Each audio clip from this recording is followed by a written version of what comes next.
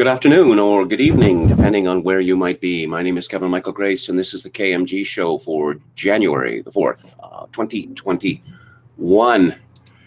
I'm going to be talking first about the American election, but of course, I must state the usual caveat that YouTube has decreed that Joseph Robinette Biden Jr. was elected president of the United States on November 3rd last year. Biden occupies the office of president-elect. He won the election fair and square, and anyone who maintains to the contrary is a conspiracy theorist pushing misinformation. That said, I'll start with Emerald Robinson, who is a White House correspondent for Newsmax. She tweeted this morning, "For the last 30 years, conservatives retreated at the start of every cultural battle, saying to each other, 'This is not the hill to die on.' And now you've arrived at the last hill." Ace of Spades writes today, "I have to admit I don't want to let go of hope, because one thing you should never do is bet against Donald Trump. I don't care how badly the odds are stacked against him or how sure and certain the victories of his enemies is. It's just not a smart thing to do. So I have to ask, what is he doing? He doesn't strike me as the type of guy who just sits there waiting me for the end.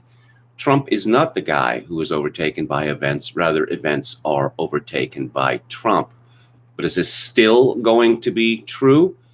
He doesn't tell you everything, certainly not the press and the media. Trump lies his ass off to the press because they're not worthy of the truth.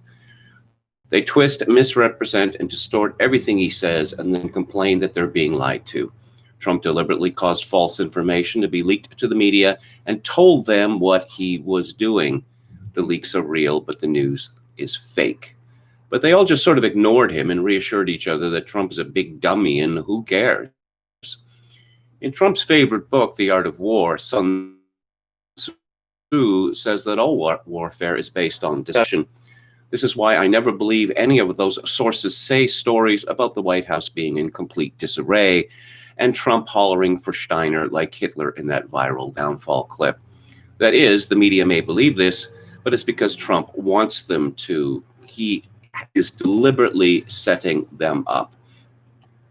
So I have no idea what Trump is setting up in these next few days. Maybe he'll pull it out. Maybe he will lose after all. But one thing I do know, it ain't going to be over until Trump says it's over. And in something I'll be referring to later in the show, there's a tweet here from the Daily Caller. The prayer to open the 117th Congress ended with a man and a woman. Ace of Spades says only 4 days in and the dumbest bar has already been set pretty high. What does Fox Day have to say?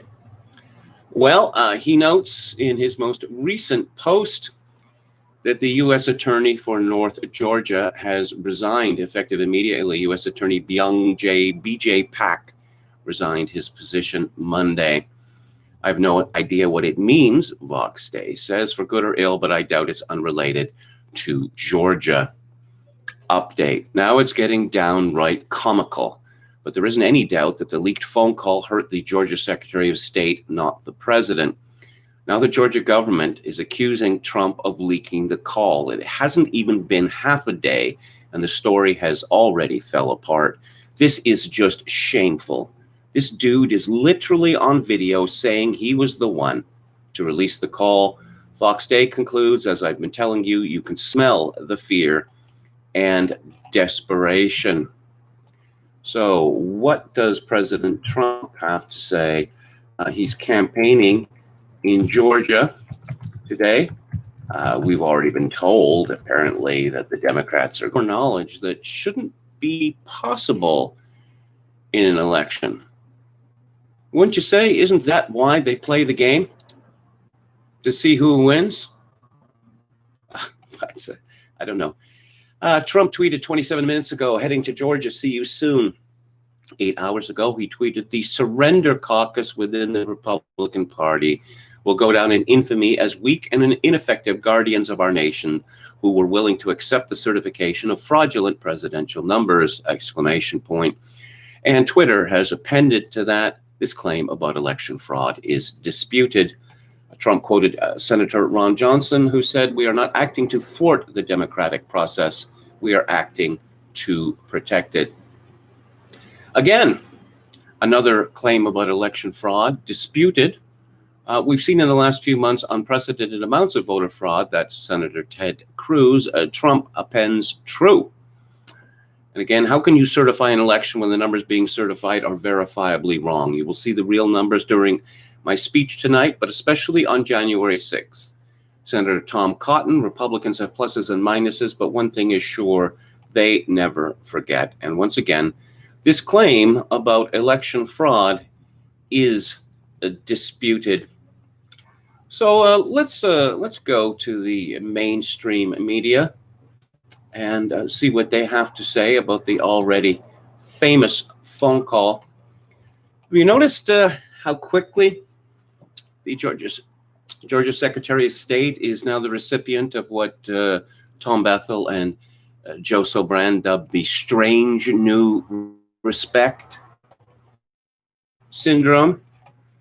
Timothy L. O'Brien writes in Yahoo Finance, or Bloomberg Opinion rather, like the little boy haunted by ghosts, and the 5,000 of them voted in Georgia during the presidential election and were part of a broader conspiracy that deprived him of a victory in the state. In an unhinged, extraordinary phone call Saturday with Georgia Secretary of State Brad Raffensperger, a Republican, and Ryan Germany, Raffensperger's general counsel, Trump tried to strong-arm them into conceding that President-elect Joe Biden hadn't really secured 11,799 more votes than he did. And he encouraged them to find ways to invalidate those votes, according to a recording of the conversation obtained by the Washington Post, which broke the story, and Bloomberg News. So what are we going to do here, folks? Trump asked during the 1-hour call, "I only need 11,000 votes. Fellas, I need 11,000 votes." Trump, who oversees the Justice Department for 60 more days, also threatened both men, warning that they could be charged with a crime if they failed to support his voting fraud fairy tales. Amusingly enough, this is simply the proof by assertion that all of the video that we have and all the rest of it, well, it's fake. Is it? I don't know that people are actually calling the videos, such as the ones from Georgia, fake, but it doesn't really matter. It doesn't matter. Any talk of election fraud is irrelevant because Joe Biden won the election. It's that simple. It's really that simple. O'Brien continues, the phone call memorialized what corruption and a desire to orchestrate a political coup sound like. And happily, Raffensperger and Germany were unswayed. Coup, eh? Huh. It's not as if there'd been any kind of coup attempt, a rolling coup attempt against Trump, going back to even before he was elected. The challenge that you have is the data you have is wrong, Raffensperger told Trump, who continued trying to steamroll him anyway. What we're seeing is not at all what you're describing. Now, a curious thing about this phone call, which was released by the Secretary of State to the Washington Post, is that parts of it were left out in the Washington Post, redacted, as they say. For instance, the information that this was a privileged conversation, such that Raffensperger may be looking at criminal charges for leaking it. According to Charlie Spearing, at Breitbart, President Trump pressured Georgia Secretary of State Brad Raffensperger on Saturday to recalculate the state's votes from the 2020 presidential election. The White House Chief of Staff Mark Meadows and conservative lawyer Cleta Mitchell were also on the line with Trump, according to this Post. Raffensperger told Trump flatly the data he had was wrong. Trump also questioned him about rumors of shredded ballots in Fulton County and the Dominion voting systems removing and replacing parts of voting machines out of the states. I saw a promotional video for Dominion today, which they talked about their operations in Mongolia. The Mongolia is apparently part of their system in the United States. Very strange. Very, very strange. President warned that Georgia Republicans would be furious with Raffensperger if he failed to act. He also warned him that he would share his Georgia numbers with the people of the state, presumably at his rally Monday night for Georgia's Senators Kelly Loeffler and David Perdue for the runoff election Tuesday. And there was a name mentioned during this conversation, name of a woman accused of, being involved in shenanigans, let's say.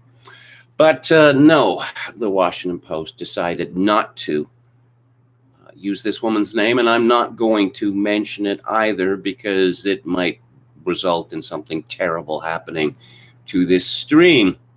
This is from Ken Meyer at Mediaite. Georgia Secretary of State Brad Raffensperger stood by his debunking of President Donald Trump's conspiracy theories as he reflected on their explosive phone call during a Monday appearance on Good Morning America. Debunking does not mean what Ken Meyer thinks it means. To simply say what you're saying is not true is not to have debunked anything or refuted it or any of the other words that are used. ABC's George Stephanopoulos has expressed his shock as he spoke to Raffensperger about his conversation with Trump, who pushed numerous falsehoods on top of his claim that he won Georgia in the 2020 election. When asked what he was thinking, Raffensperger said, "For the last 2 months, we've been fighting a rumor whack-a-mole. It was pretty obvious very early on that we debunked every one of those theories that have been out there, but President Trump continues to believe them." I guess that's why they didn't check the signatures on the ballots, because it would have got in the way of the debunking. So what do we know about this Brad Raffensperger fellow, who is now, of course, a beneficiary of the strange new respect? This is from Patrick Howley at the National File. Georgia Republican Secretary of State Brad Raffensperger was placed into office in the Georgia House of Representatives in 2015 by a powerful network of Mandarin-speaking Chinese people in the United States of America. National File has obtained video of Raffensperger speaking at an event with Mandarin-speaking Chinese people, begging the Chinese people to get him more than 100 votes to secure his victory in the election, which he ended up winning by 159 votes. A Mandarin language newspaper that actively coordinates with the United Front, a network controlled by the Chinese Communist Party, even explained the strategy to place Raffensperger into office by use of absentee ballots that could be obtained by one Chinese person and distributed to others. Raffensperger is trying to stop Communist China's geopolitical foe, President Donald Trump. And they include a link to Raffensperger making a call in Mandarin Chinese, thanking the Chinese for electing him to the state legislature in 2015. There's also a link to a Mandarin language article from 2015 in the Atlanta America Chinese Life publication at americachineselife.com, a publication supporting the Democrats in the January 2021 Georgia U.S. Senate runoffs. This newspaper actively cooperates with United Front, a Chinese Communist Party network, as evidenced by this article documenting their paper. Can be translated into English via Google Translate and states the following, quote, "One of the reasons why we did not participate in elections in the past was that one more vote, one less vote has no effect on the results of the election," unquote. This time is different. In the first round of the election, there were only 2 candidates left in the 50th District of the House of Representatives, where Johns Creek was located, Brad Raffensperger and Kelly Stewart. They are conservative Republicans with almost the same political opinions. Only 2,500 of the 25,000 voters in the first round voted. Brad was only 26 votes behind Kelly. Brad took the initiative to approach the Asian community to understand. Saturday, he visited the Atlanta Modern Chinese School with more than 500 students. On Sunday, he hosted 30 Chinese at home to talk about his ruling philosophy. According to statistical calculations, we only need 100 Chinese votes this time to determine the outcome of the election and make Brad the victor. He will represent our voice in the state legislature in the future. We have already boasted about Haikal with him and guaranteed 100 votes. If you can't vote in person on the day of something, I can apply for an absentee ballot for you after you receive it. You can fill it in and send it out.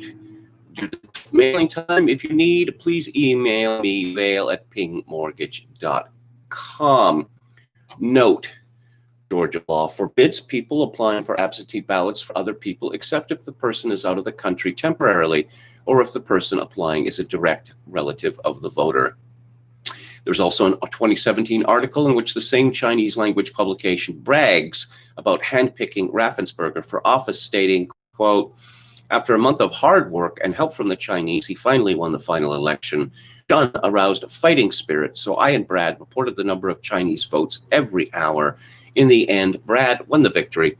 The numbers we quoted are very close. Obviously, the Chinese votes played a key role in winning." So much of this seems to come back to China, does it not? Let's see. Let's look at the chat. Hello to Pearl's Letting Agency, Emmett Kelly's Earth, Pelcasso 88, Glib Medley, Kevin's on. Can I get an woman? Enron, I wonder if Kevin is still putting at 98% that Trump serves a second term. Well, there's a 98% chance that Trump is simply not going to leave the White House. Matt Beck says, I always thought a woman was a dad joke. My dad used to say it, and he is infamous for such things. Again, from Glid Medley, walked across Midtown Manhattan today, empty except for the Diamond District, which was bustling. Looking in the storefronts, none of the people inside were wearing masks. Hello to Professor Paul. Jonathan Paul also says space aliens are blurring KMG's image on my screen. I'm not seeing any problem at this end. Also, report from New York City from Glib Medley, also a rare sighting of two maskless Asian females in the wild. Obvious tourists. They were snapping pics of the Xmas tree in the Fox News Plaza. I'm not getting any information here that the stream is breaking up. Here's a story from Joe Hoft at the Gateway Pundit. It's worth repeating that Georgia Secretary of State Brad Raffensperger had numerous reasons to invalidate the results of the 2020 election in Georgia, which, of course, Joe Biden won.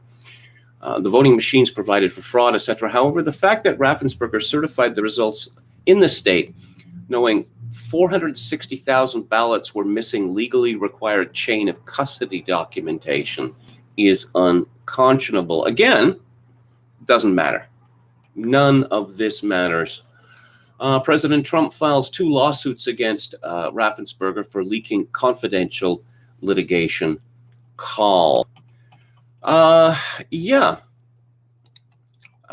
don't know what is going on with the governor of Georgia or Brad Raffensperger, although after reading that story about Raffensperger and the Communist Chinese Party, well, that suggests one thing. It's a story from Andrew White at National File. The Washington Post appeared to deliberately bleep out Trump saying the names of 2 women seen in the viral Georgia security video, potentially committing criminal voter fraud in a leaked call with Georgia Secretary of State Brad Raffensperger. The president was appearing to reference the names of these 2 women who were caught on a security video allegedly counting the same ballots over and over after poll observers were instructed to lead. Yeah, that's just the sort of thing one would expect from the Washington Post, which I'll point out. And you can read about Operation Mockingbird if you want more information on this, that the Washington Post has been a CIA asset until at least since the 1950s, perhaps the late 1940s. Frank Salvato writes at the National File, the 3 moderate Republicans in the U.S. Senate that typically frustrate conservative measures are being joined by a few others to surrender the White House to Democrat presidential hopeful Joe Biden on January the 6th. Republican Senators Susan Collins, Bill Cassidy, Lisa Murkowski, and Mitt Romney, and Democrat Senators Joe Manchin, Mark Warner, Jeanne Shaheen, Maggie Hassan, Dick Durbin, and Independent Senator Angus King said in a joint statement that the election is over. Quote, at this point, further attempts to cast doubt on the legitimacy of the 2020 presidential election are contrary to the clearly expressed will of the American people and serve only to undermine Americans' confidence in the already determined election results. They said the voters have spoken, and Congress must now fulfill its responsibility to certify the election results to move forward. There's going to be a lot of people in Washington on January 6th, Trump supporters.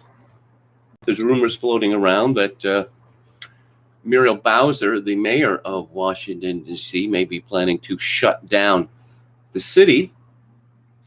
But so far, all we've heard from her is an instruction to stay away from MAGA meanies because they don't want any unpleasantness.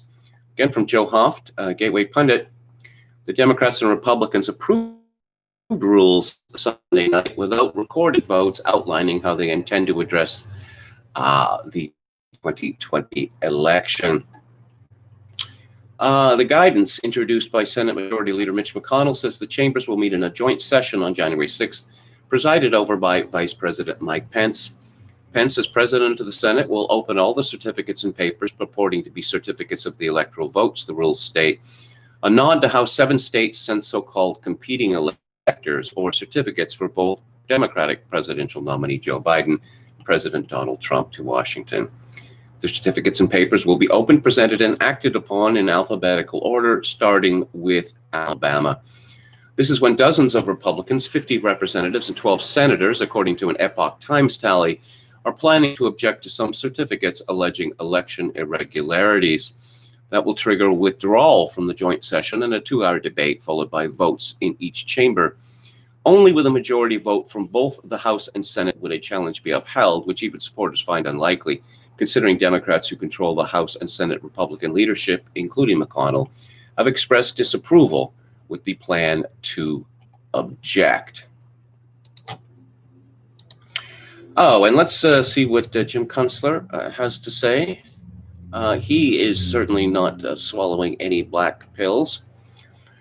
His column this morning is called Giving Up the Ghost. He begins, things are shaking loose, secrets are flying out of black boxes, shots have been fired. The center is not holding because the center is no longer there. Only a black hole where the center used to be, and within it, the shriekings of lost souls. Will the United States go missing this week or fight its way out of the chaos and darkness? Whatever occurs in this strange week of confrontation, Joe Biden will not be leading any part of it. Where has he been since Christmas? Back to hiding in the basement? Do the American people elect a ghost? Even if the storm blows over, could Joe Biden possibly claim any legitimacy in the Oval Office? And then what happens with the rest of the story, which is an epic economic convulsion? A lot of people are converging in the nation's capital at midweek, maybe even the touted million. It is a moment, possibly, not unlike the electoral vote ceremony proceeds if the battle is not joined in the chamber. Senator Ted Cruz has come up with a pretty sound plan, Jim Kunstler writes, a 10-day emergency audit of the balloting with an electoral commission consisting of 5 senators, 5 House members, and 5 Supreme Court justices to consider and resolve the disputed returns. Their proposal is based on the 1877 procedure for resolving the contested Hayes-Tilde election. Once completed, individual states would evaluate the commission's finding and could convene a special legislative session to certify a change in their vote if needed, the proposal stated. Naturally, the Democratic Party's news media handmaidens denounced it as embarrassing, which raises the question, who exactly will be embarrassed if the plan goes ahead? What I wonder, Kunstler continues, given the eerie silence at Joe Biden's end of things, is whether there is some negotiation underway for Biden to concede the election before events move forward into official inquiries. I wouldn't be surprised if that is the case. A U.S. election has never concluded under such an enormous cloud and was such a show of weakness by the putative winner. Joe Biden is but a ghost in the machine, and the machine is infernally corrupt, and now just about everybody knows about it, including the figures fighting so hard to pretend that it isn't so. Something like a war is underway, both within the USA and from without. Trump is a war president, and he's not shirking his duty. War goes where it will, and a genuine leader goes out to meet it when it comes. I was sent this piece by Laramie Hirsch from forgeandanvil.com. Bring out the electors, it's showtime. He begins, in American tradition, the powers that be orchestrate some sort of new battle strategy or political maneuver during Christmas. We can remember, of course, the moment when George Washington crossed the Delaware River on Christmas. The Union attacked Fort Fisher on Christmas in 1864. This was the last port for the Confederacy, and attacking it would shut down the South's access to global trade. The Christmas Treaty of Ghent ended the War of 1812. America's space program got a huge boost of public support for its Apollo 8 orbit around the moon. In 2009, the Democrats used the holiday to sneak through Obamacare shortly after the death of Senator Ted Kennedy. Americans love to use Christmas as an occasion to do notable things. President Trump is no different. This year in particular, he's declared Christmas Eve to be a federal holiday. But more than that, he recognized the feast of St. Thomas Becket, declaring it to be a day of public observance. It was a bold public move that made a connection between our era and that of King Henry II. In St. Thomas's day, the king was trying to use the clergy to serve at the pleasure of the state. This is the same for our day when the deep state oligarchy is using the church, corporations, media, and every manner of public influence to serve for their own ends. Trump recognizes the left's tactics, and he is using the Christmastide as an occasion to make a much-needed public relations maneuver that will only curry even more favor with America's religious citizens. Finally, we have the end of Christmastide, the Epiphany, which is this week, January 6th. On this King's Day, the Trump administration has promised that the entire scope of fraud, cheating, and international conspiracy will be revealed for the entire world. On this day, he is inviting all of his supporters to go to Washington, and he will talk to the country about the evils that have taken place last year. On this day, Vice President Pence will preside over Congress as it meets in a joint session to formally count the votes of the Electoral College. The glib, malicious, cynical left is betting that they can sow fear into the Republican politicians. The Democrat activist media wants to scare Republican politicians into thinking their political careers will be finished if they speak out against their trillion-dollar fraud machine they are banking on the hopes that the Republican Party is filled with Romney Republicans willing to sell out and stab voters in the back, that they may stay relevant with the corporate oligarchy. The left feels that the wind is at their backs, and perhaps it is. In the past 3 months, it has come out that China has infiltrated every level of government, our economy, our media, Hollywood, and even the Catholic Church. The Chinese Year of the Rat saw the release of a non-fatal disease that the CCP knew that the West would not be able to easily deal with. As St. Peter's remained empty during Christmas and as Times Square was a killjoy, residents of Wuhan, China were partying it up as if to mock the hysterical, hypochondriac Westerners. The Biden family has a powerful international ally that seeks the destruction and submission of the United States. And while he and other elites remain cozy this holiday season, average Americans continue to suffer under their schemes. The idea that China intentionally released this disease from their lab isn't being danced around any longer. It's being acknowledged openly. China seeks the destruction of the West, and the 2020 Wuhan virus was their vector for attack. And it's not just China, but Russia and Iran also who sought to interfere with the U.S. election. We were told this in an FBI press conference before the November elections even took place. President Trump and his people knew what was coming. He probably knew this since 2018 when he signed an executive order that declared the United States was in the midst of a national emergency and granted powers to his office to use the military, if need be, to handle international attempts to defraud the American people of their votes. Laramie Hirsch concludes, this is the beginning. Americans are weary and tired from all the manipulation and gaslighting. The left already lost their marbles, and their ultras burned many of their own cities to ashes. The right is still exercising tremendous restraint. There's no sign of a physical blowback from their quarter, but this week's events will put someone's back up against the wall. When that happens, whether it's the left or the right who's lost the contest, the reaction will not be pretty. As Gerald Salent used to say, when people lose everything, they lose it. I don't know whether is anyone paying attention to Portland, Oregon anymore, because we had the unedifying spectacle of the mayor, Ted Wheeler, was reelected amazingly, whining that he's trying to work with the people. And they're just not willing to play along. With the anarchists, you're negotiating with Antifa. This is from Newsweek. Following rioting on New Year's Eve, Thursday, Portland, Oregon, Mayor Ted Wheeler expressed a desire to enforce stricter penalties on repeat offenders who commit violent acts and vandalize property. In a press conference Friday, Wheeler attributed the rioting on New Year's Eve to violent Antifa and anarchists who broke windows, spray painted, and caused thousands of dollars worth of damage.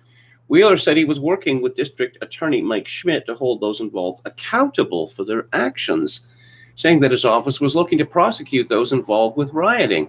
He also laid out 3 points he believes will help put an end to violent actions that have affected the city. The first point is having law enforcement partners at all levels convene with me to develop clear plans to address anarchist violence in Portland and throughout Oregon.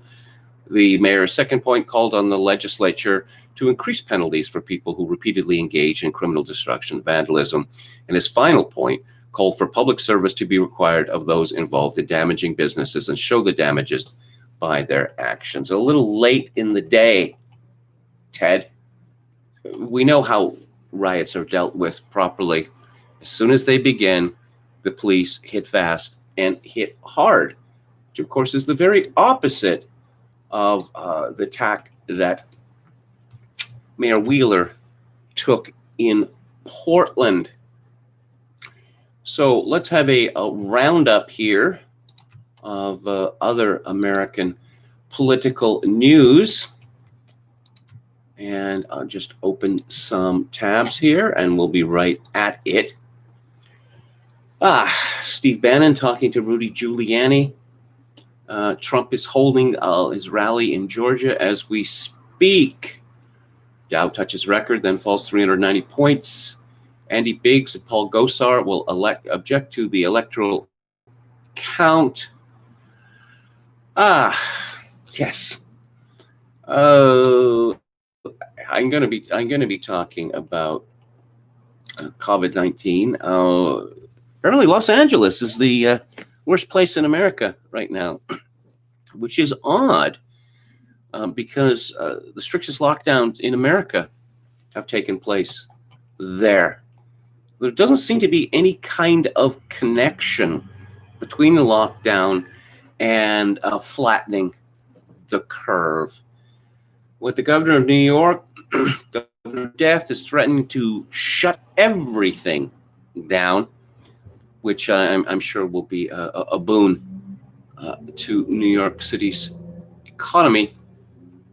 Victor Davis Hanson writes, in American Greatness, the year 2020 witnessed a long series of writs lodged against an American beset with plague, quarantine, recessions, riot, and arson in the most contested election since 1876.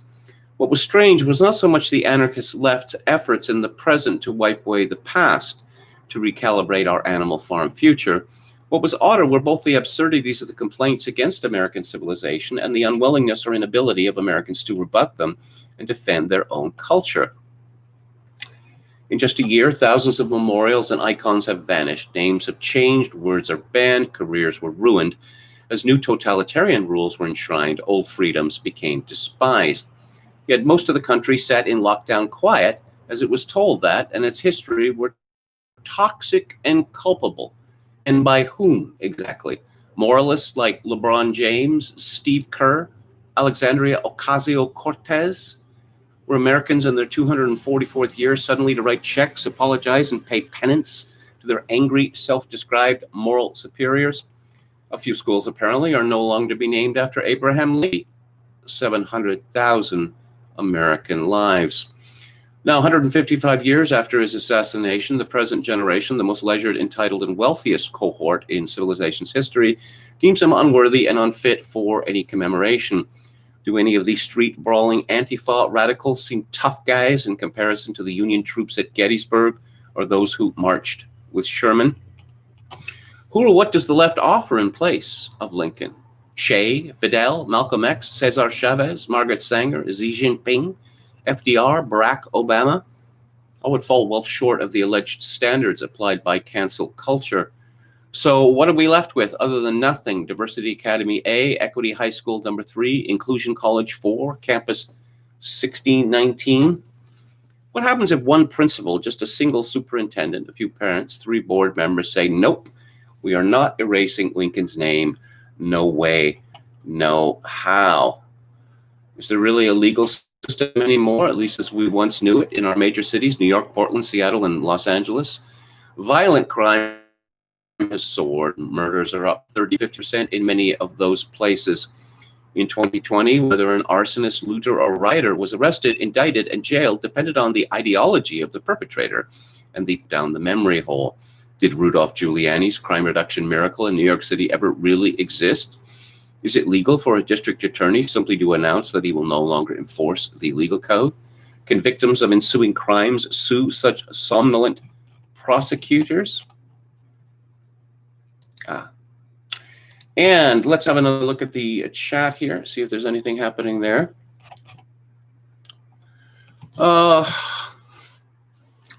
Let's see. Half Galician, the devil went down to Georgia. Yes. Hello to our valiant moderator, Chad Chadson. I'll be learning Mandarin to celebrate Biden's victory, he says. 4 million will walk in D.C., says De Barreas. That's an awful lot of people. It seems that Mr. Chadson has a little work to do. Someone called Knut Royce is being messages deleted again and again. And oh, he's been hidden now. Okay.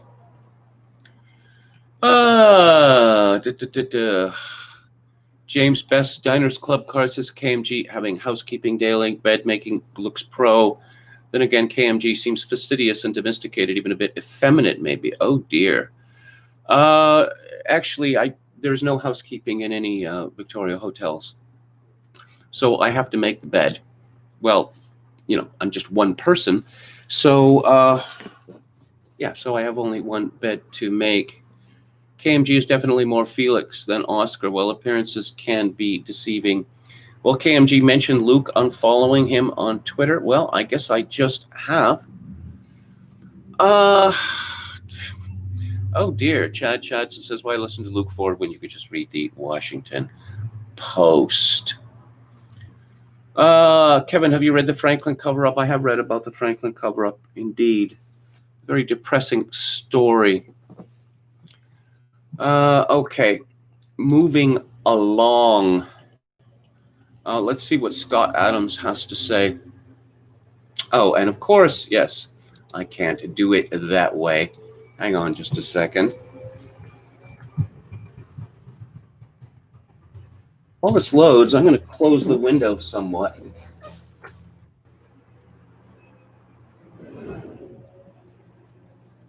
Should make it a little less noisy, less ambient noise.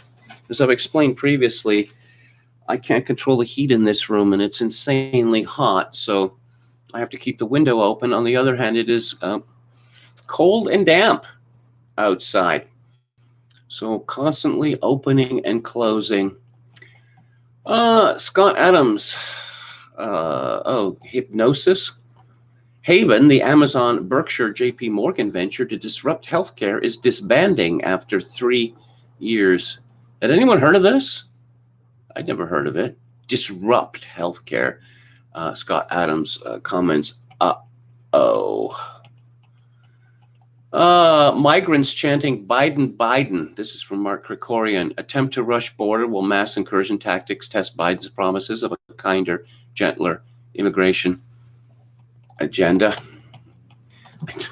I suppose that would be a very bad start for a Biden administration, but what is he going to do? I mean, they actually, instruct people to stop the horde at the border? That would be racist and xenophobic. Avenger Beat tweeted, Alphabet Workers Union launches with hundreds of members demanding change. Scott Adams responds, union organizers demand additional wokeness from Google. So far, I love 2021. Lynn Wood. Do I really want to talk about Lynn Wood? He continues to make extraordinary claims about Justice John Roberts and others. What's my opinion of Lynn Wood? Well, he's either, stumbled into the greatest story of the century, or he is crazy.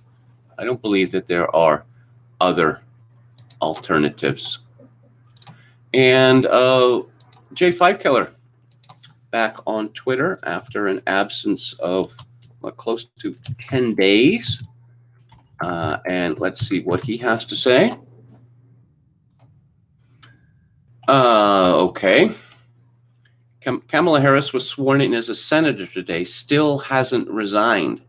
This is quackocracy. She's digging in, comments J5 Killer. Why hasn't she resigned?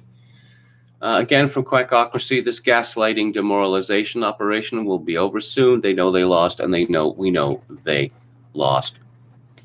J5 Killer had tweeted December the 6th, how are you going to get Trump out of office if he decides to stay? Allow me to ask the question again. They're calling this Chimp Day, as in chimp out, I guess. J5 Killer says, no idea what's going to happen. All I know is the warpath. You must chimp. This is not blackpilling. This is acknowledging that there are times when the future is unknowable. All that remains is action. Follow the leader.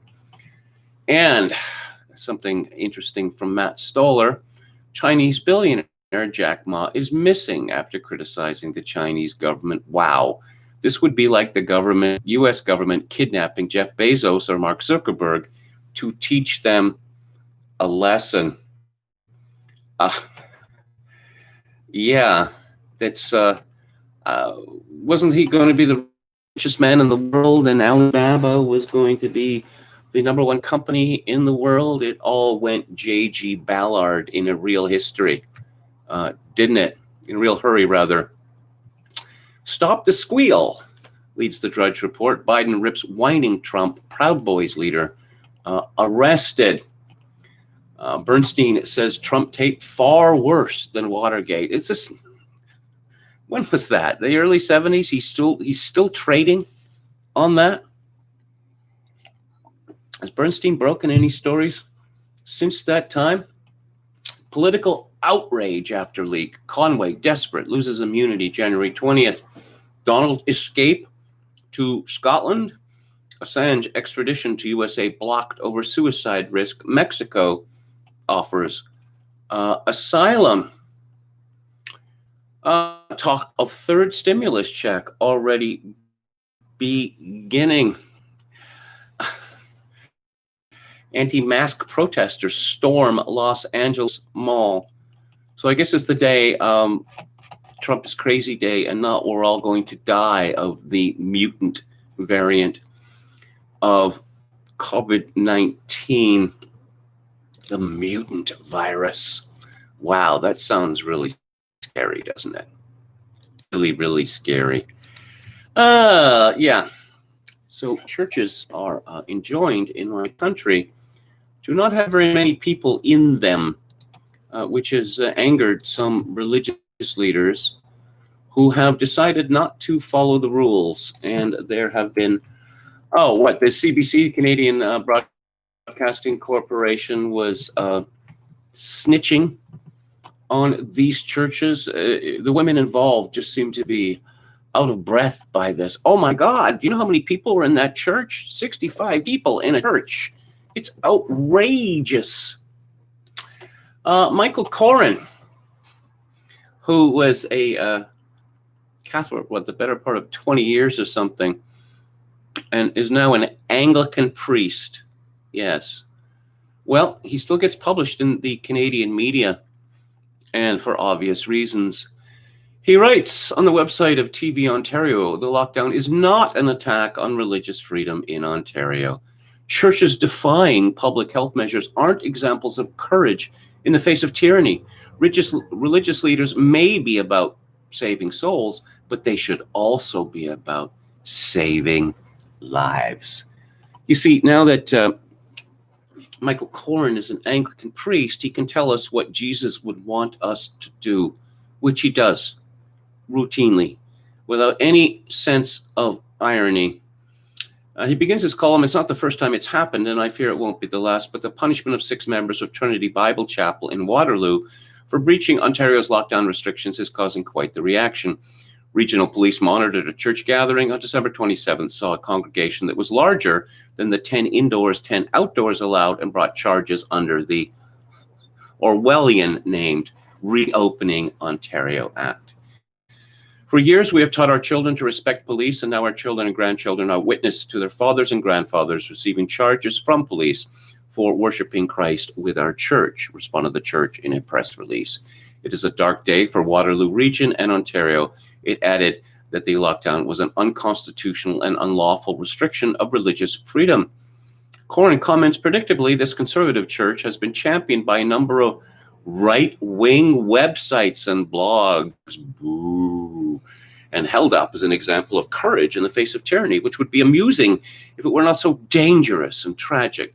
Because as flawed and difficult as the lockdown is, it's a central tool in the fight against the COVID-19 plague, and will remain essential until vaccinations become readily available. Well, haven't we already been informed that social distancing, masks, and all the rest are going to continue even after the vaccination?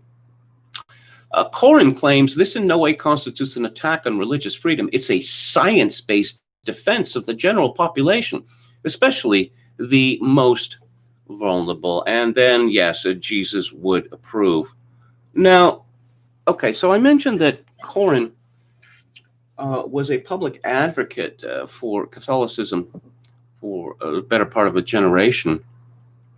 Although, in the late 90s, he became a Pentecostalist, went to the Vineyard Church near Toronto Airport, and started attacking the very idea of church. And then he went back to Roman Catholicism and then dropped it to become an Anglican. I wonder what's next for him. Buddhism, Baha'i, Islam. So this is supposed expert on Catholicism. This is what he writes. Canadian churches have in fact been overwhelmingly supportive of these painful but necessary measures, and most never demanded regular attendance, though it's advised and appreciated. The largest one that does insist, Roman Catholicism, has been highly responsive regarding the pandemic, even though in theory, Rome demands that adherents receive the Eucharist at least every Sunday, and believers are in a state of sin if they miss without valid reason. The Catholic Church in Canada has given a general dispensation during the crisis and also airs services online. This is shockingly wrong. The Catholic Church does not demand that its adherents receive communion every Sunday. They demand that its adherents attend Mass on Sundays and other holy days of obligation. Catholics are obliged to take communion only once a year at Eastertide, but of course they are encouraged to take communion more often than that. But of course, one must be in a state of grace in order to receive communion. It is a terrible, terrible sin for Catholics to receive communion if they are not in a state of grace. And Michael Corrin, expert on Catholicism, appears to know nothing about this. I've seen it claimed that Michael Corrin actually fessed up to this some years ago, that he never really knew much about the Catholic religion. But the this nihilism in his column, it's quite remarkable. Anran, why did you once compare Corrin to Titus Oates? Well, I compared him to Titus Oates because here we have this man who wrote a book that was called, Catholics Are Right, or something like this, now saying that they're wrong over and over again. Dancing Israelis, I'm not sure. I saw an interview on a YT channel called Planet Lockdown. She did a fantastic job tying together COVID, the election riots, etc. Plus, she uses 3 names like KMG. Ren Smith says, 4 years ago, I can remember watching the inauguration with a sense of hope and change I never had and probably won't. Will wokeness never end? Yeah. It will have to, eventually. Walrus Libertarian says, will J5 Killer commit seppuku on the 6th? We don't know what Trump has up his sleeve. Don't know. Catherine Austin First. Okay. I'm not familiar with her. I'll see if I can remember her name and look her up. Okay. Yeah. Speaking of religion and politicians, Joe Catholic, although he is a supporter of abortion, he married 2 men when he was vice president of the United States. That's right. He married 2 men. And he supports the fight against the Little Sisters of the Poor. There's a piece by Jack Jenkins in the Daily Beast. Biden is ushering a second coming of religious liberals. And he's not alone. Everyone from Nancy Pelosi to Reverend Warnock to AOC are publicly embracing their faith in a way many Democrats haven't done in a long, long time. Biden this is the Canadian example, because since 1968, most of our prime ministers have been Roman Catholic. That is to say, putatively, they have been Roman Catholic. It works well in Canada because it is the most popular faith. But of course, these Catholics are not Catholics in any real sense. They'll show up at Mass and dare the priest to give them a communion.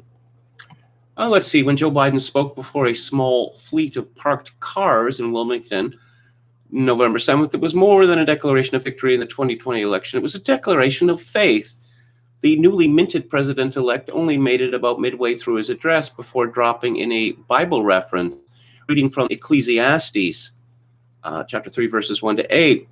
He then invoked a Christian hymn written by a priest on eagle's wings, a favorite among Catholics like himself, insisting that it speaks to a faith that has sustained both himself and the country at large.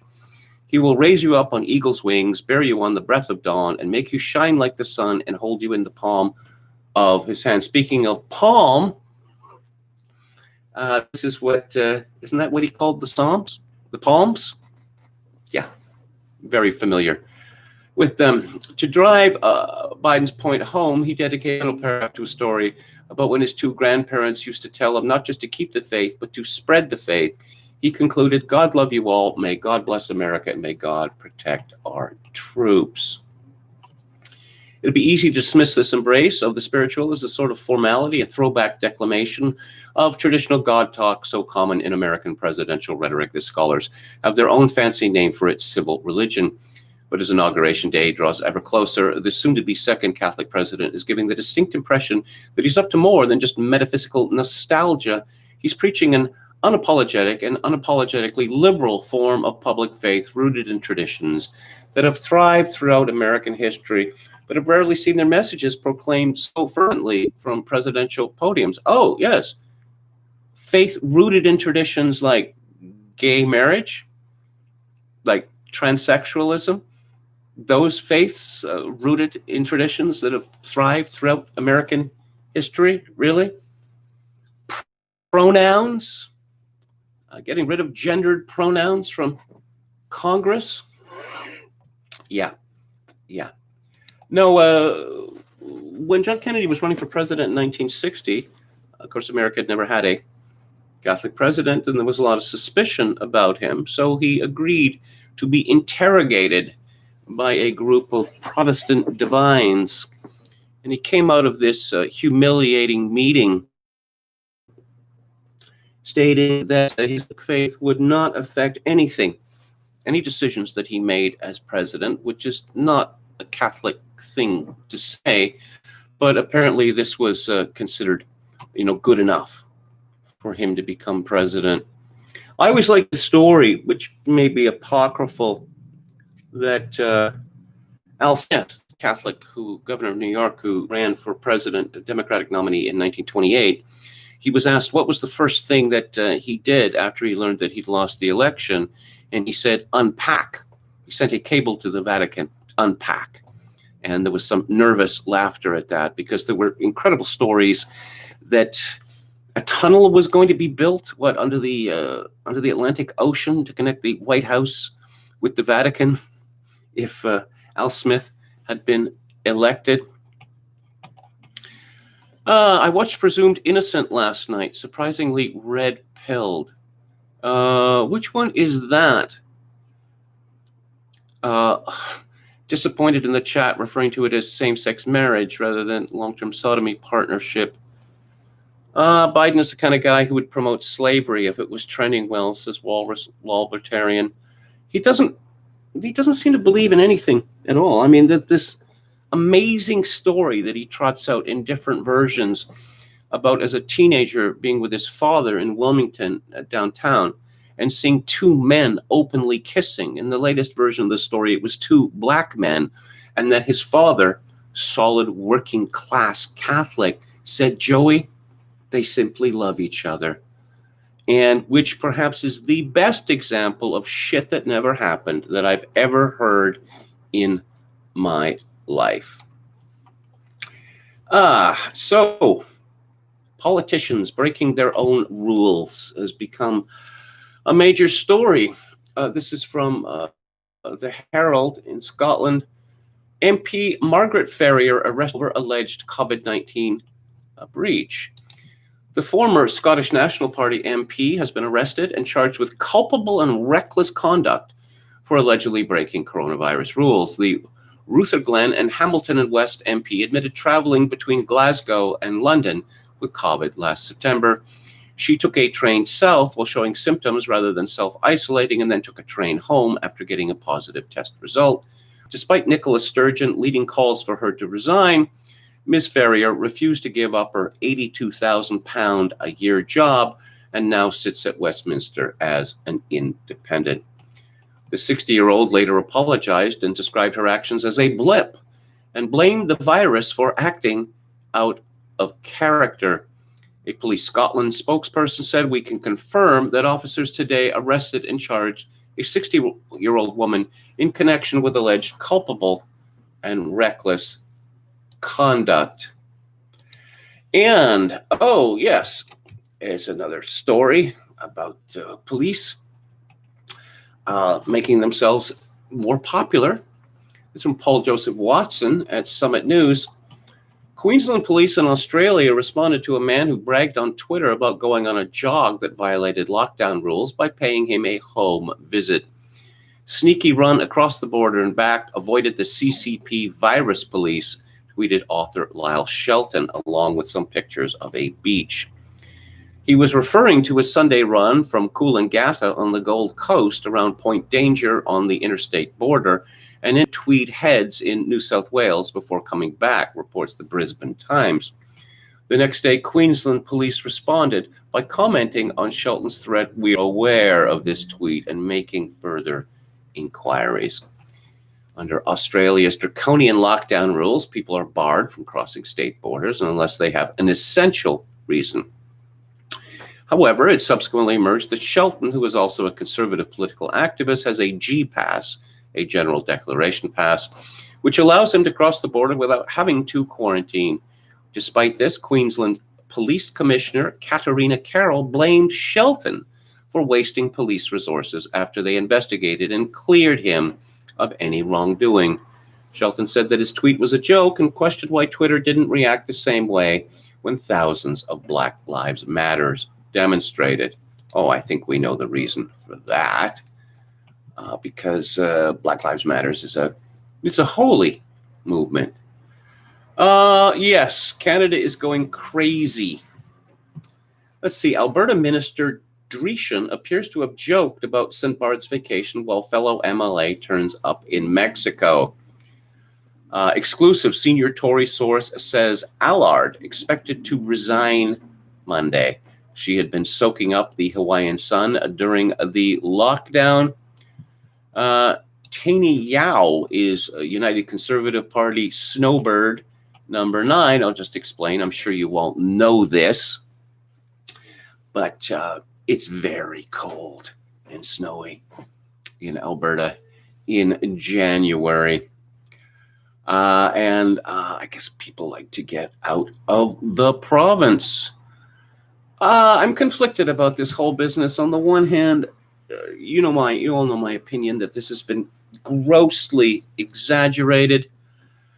On the other hand, it is fun to see these politicians get in trouble after they lecture us and then do the other thing. Okay, updated. Allard Huckabee resign.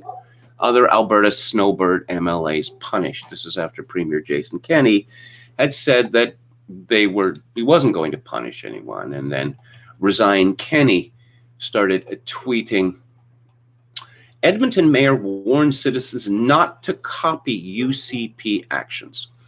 Edmonton Mayor Don Iveson has a blunt message for his residents. If we want to get COVID-19 under control, don't behave like some members of the UCP. As mayor of the hardest hit city in Alberta, I am concerned that some will take these developments as an excuse to flaunt. Is that what you meant? Even just out of frustration, but we must continue to take this pandemic seriously if we're to limit the spread and save lives, Iveson said on Facebook. He was commenting on the scandal engulfing the UCP after it was revealed 9 MLAs or staffers had flaunted health regulations and traveled to warmer climes over the holidays. And I see Nikki Ashton, who is an NDP critic for something or other. She's an MP. Nikki Ashton. I remember the first time that I saw this woman's name, and I thought, when did Canadian MPs start to get porn star names? Nikki, N-I-K-I, I believe it is. And of course, everything is controversial these days. Anything to do with data, in any event. This is from Pam Key at Breitbart.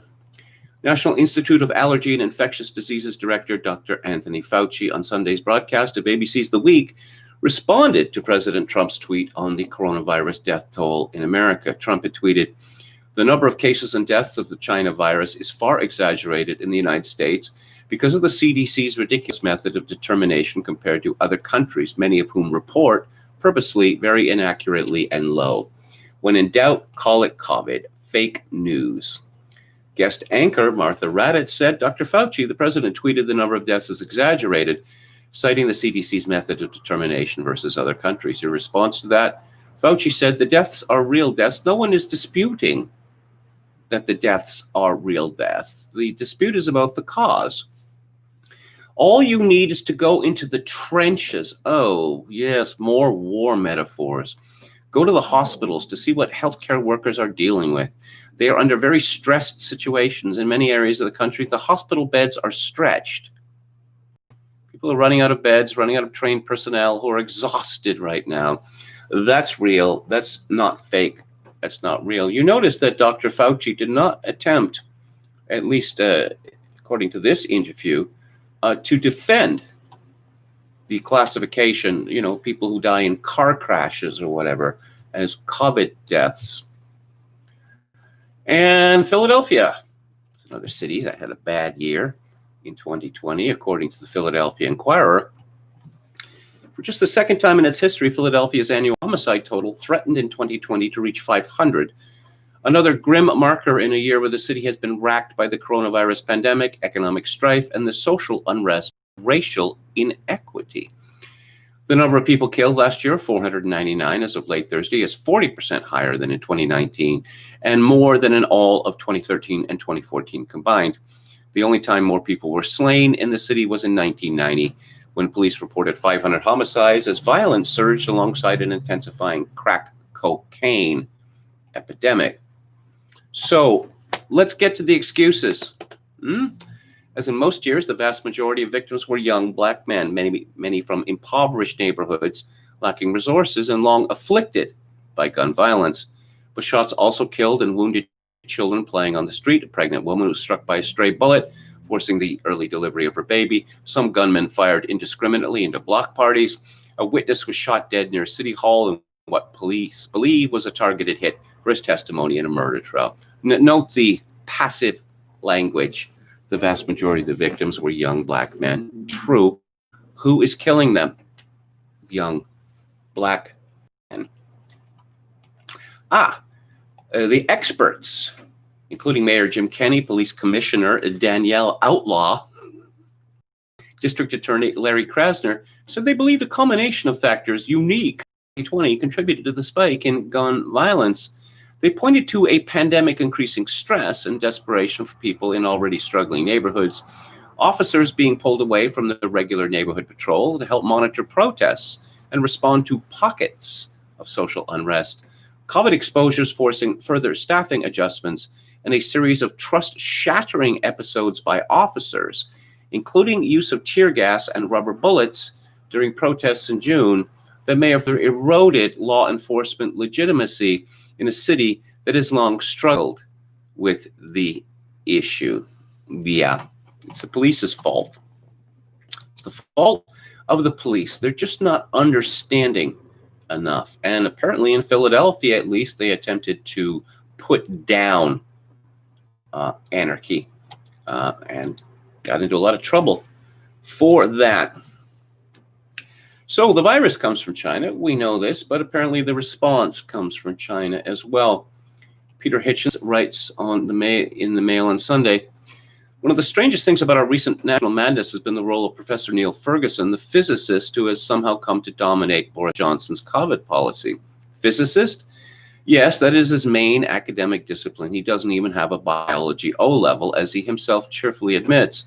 But that's no odder than his repeated record of wild predictions of vast numbers of deaths for a variety of diseases from foot and mouth to mad cow, which can kind of be exaggerated. And then there's his complicated private life, which resulted in a pretty clear breach of the miserable restrictions he had helped to impose on the rest of us. As with all such cases, I don't blame him for breaking the stupid rules. I despise him as a hypocrite for supporting them and then thinking they didn't apply to him. Matt Hancock, the health secretary, said at the time that it was just not possible for Ferguson to continue advising the government. But this was not true. The professor was said to have resigned from the SAGE Advisory Committee, but did he? Not really. A current state website lists him as a member of the New and Emerging Respiratory Virus Threats Advisory Group, NERVTAG.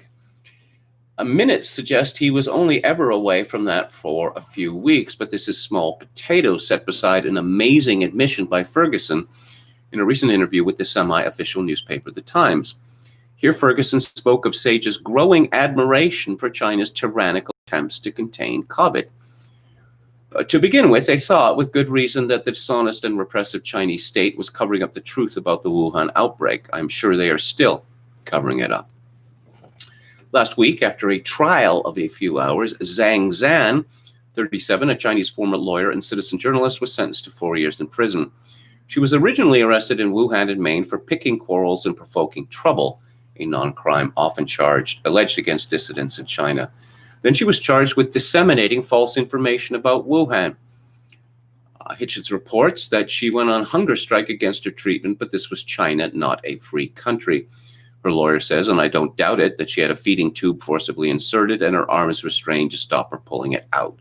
Those who managed to see her in the courtroom before she was condemned and sent off to Peking's gulag say that she appeared there in a wheelchair, her hair cropped. Modern China is a horrible place, cruel, ruthless, and unembarrassed.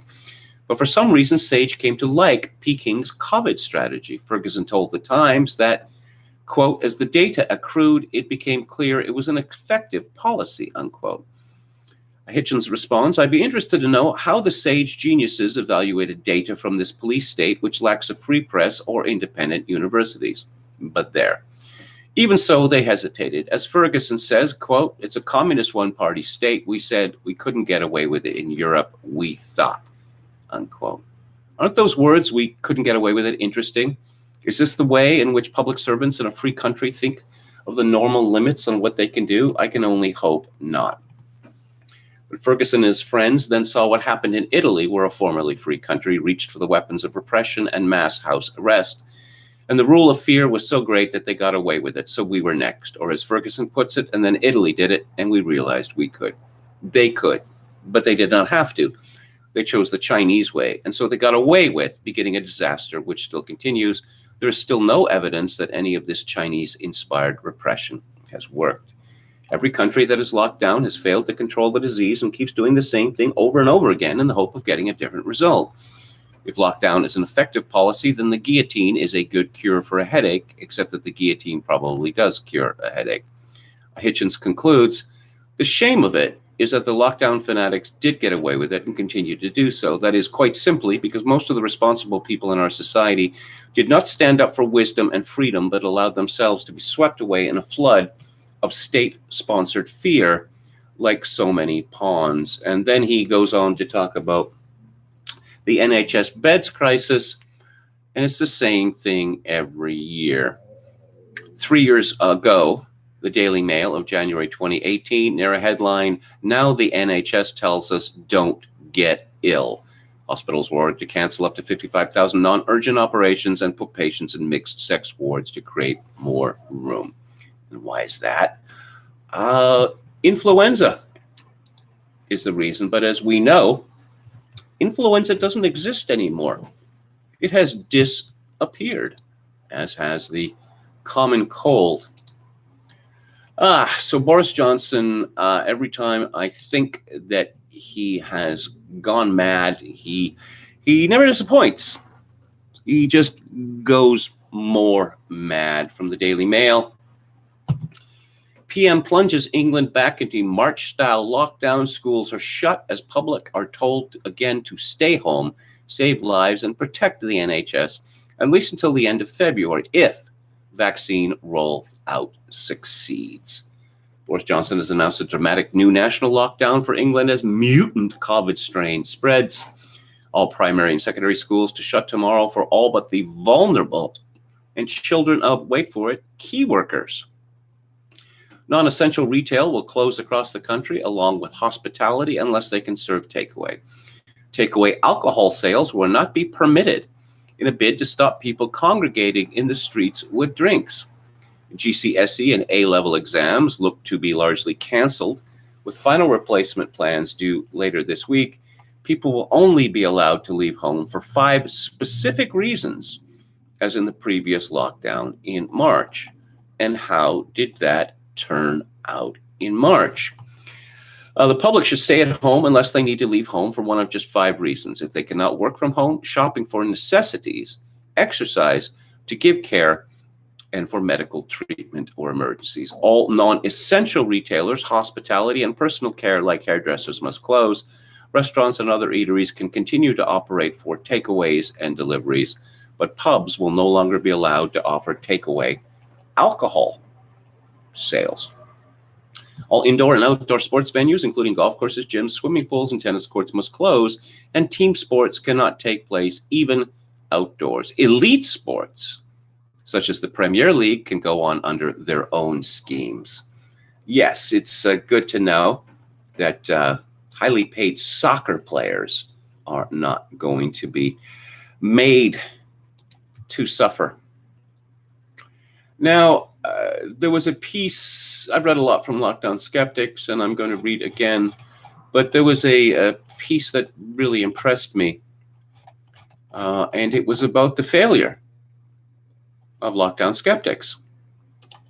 And there was a piece by Dr. David McGrogan. Let's see, he writes, "It must surely now be evident to all of us skeptics that we have failed. Despite our efforts, the message simply has not got through.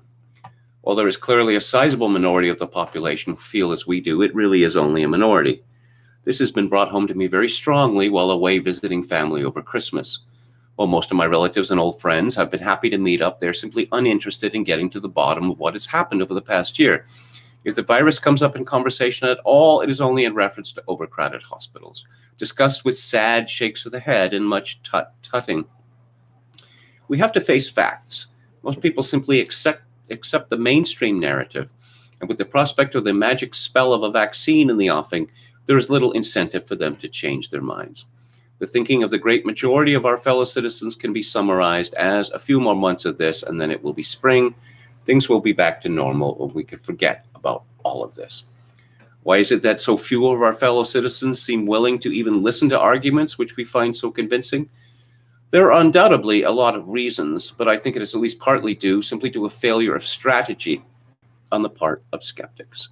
That is, we have made arguments that are either factual or which appeal to our love of liberty. Neither of them has had much traction amongst the populace. And for my own part, what David Pinson asked, What is the one thing that you learned in 2020 that made your life better?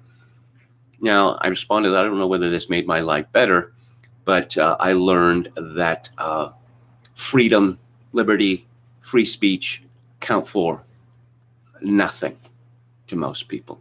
Absolutely nothing. And appeals to facts. Well, there's all kinds of facts out there. But as I like to say, few people seem to be able to understand numbers larger than 1,000. Last Friday, I talked about my shock and anger when I discovered that Vancouver Island is locked. It's in a kind of lockdown. It never ends. And there's 800,000 people on this island. 11 people have died out of 800,000. And 2 people are in ICUs. And apparently this justifies a lockdown. Appeals to reason do not have much efficacy. So McGrogan continues, lockdown skeptics made all kinds of important, well-reasoned, fact-based arguments against lockdowns and other restrictions that have been imposed upon us. The problem of deaths with COVID-19, the many issues with the accuracy of PCR tests, the overinflation of the infection fatality rate, the comparisons to other diseases, the excess death charts, the fact that the NHS is always nearly overwhelmed every year. None of it has cut through because most people just don't respond to fact-based argument.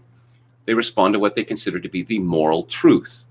More importantly, they really don't respond to fact-based argument if that would mean owning up to being immoral and abnormal. If in order to change your mind, you have to become a pariah, then Human Psychology 101 provides a quick answer. You won't change your mind. Second, and this is an even bitterer pill, and perhaps bitterest of all, we have the failure of our liberty-based arguments. We have made all kinds of appeals to freedom and civil liberties during the past year, but the brute fact is that most people apparently couldn't give 2 hoots about freedom when the chips are down. Security and safety are what matter. The moral truth for our compatriots is not that the government rode roughshod over our liberties this year. The moral truth for them is that the government justifiably deprived us of our liberties to keep us safe, and we're grateful for it. We can bemoan this and debate the reasons for it all we like, but it's the world in which we live. Our task now is to lick our wounds and think about strategy for the next time this all happens. The pandemic is over biologically and soon will be over politically. I fully expect Hancock, Gove, Johnson, and their cronies to ride a wave of optimism into the summer that will give them the only thing they really want, the only thing they really crave, a boost in the opinion polls. But there will be other crises like it. New viruses will emerge or be discovered. It has happened enough times since the SARS outbreak of the early 2000s to demonstrate that it is an inevitability. We have to be ready. And we have to be ready not just with facts and statistics or arguments in defense of liberty, although those are, of course, important. We have to be ready with a moral truth of our own. What we need to emphasize, in other words, is not reason or not reason alone, but emotion. We quite clearly live in an emotional age, one in which "Don't Kill Granny" is a more effective argument than any Ivor Cummins video. So emotion has to be emphasized. What do lockdowns mean emotionally? They mean suicides. They mean depression and anxiety. They mean school closures, which harm children's life's chances. They mean rising inequality. They mean canceled hospital treatments. They mean poverty and economic devastation in the developing world. They mean lack of hugs and family and social warmth. It is not that we haven't talked about all these things, but we haven't talked about them enough. We have to acknowledge that we have all manner of fantastic knockdown factual arguments and statements of principle against all of this nonsense. People aren't interested to hear them. Nobody wants to be knocked down fantastically or otherwise. People want to conform with what they perceive to be a moral truth. So we have to set about generating that. We have to start talking not about numbers or rights, but about the human tragedy that lockdown has created. We need stories about real illness. It's not charts, graphs, numbers, or science that will convince people. Pushing a moral truth that matters. Yes, I think that he is absolutely right about this. No question. Again, this was from Dr. David McGrogan. Let's see, and there was a response to this by Guy de la Bédoyère. David McGrogan's judgment about the failed strategy of lockdown skeptics and the failure to address emotion is absolutely correct for the most part, but he's missed something out. What I'm most surprised by is that he's surprised. I've been an active supporter of this website from the start, and I will freely admit that from the outset, I thought we were making a futile gesture. Sorry, Toby, though it was one worth making nonetheless. There was nothing new or special about the phenomenon David describes. We don't live in an age that was any more emotional than any other time. The French historian and political theorist Georges Sorel was quite convinced that emotion and myth were the driving forces behind human action. He said that a man, quote, must have in himself some source of conviction, which must dominate his whole consciousness and act before the calculations of reflection he have to enter his mind, unquote. He added, we do nothing great without the help of warmly colored and clearly defended images which absorb the whole of our attention. In short, human beings are primarily driven by the forces of irrationalism and emotion. They always have been, from the ancient Egyptians exulting in the theater of pharaonic rituals to the visceral response felt by most Britons of a certain age when they hear the Merlin engine of a Spitfire thundering overhead. Both experiences were and still are defined by myth and the warm glow of righteous belonging. Strikes and demonstrations, whatever there be, by the fire and righteous zeal, or hurl abuse at a policeman, a statue. Brexit was fought with emotions on both sides and defined by myths. Rational arguments, Eve got the emotion right. So it has been with COVID. The last year has been a convulsive and zealous enthusiasm. Cheer on the crusading saints in the NHS to be seen to suffer oneself and do without, to share in the pain, to exult in the excitement of action and participation in an epic tale of intensity. Sorel understood that the collective emotions of the masses were the key to action. It's remarkable how successful a cabal of our government ministers and science have been in harnessing that force, though in an unprecedented way. Or is it? In truth, the COVID nightmare has only revealed to us that we are, as human beings, have always been since time immemorial, driven by myth, inspired by action, and immune to rational thought. Data has been deliberately massaged, manipulated, selectively disseminated to have an emotional impact. Journalists and whole legions have been caught up in an endless cycle of vicarious participation in the cavalcade of emotion. I'm not sure that talking about all the devastating consequences of lockdowns will have the effect David would like it to have, regardless of many heartstrings are tugged in the process.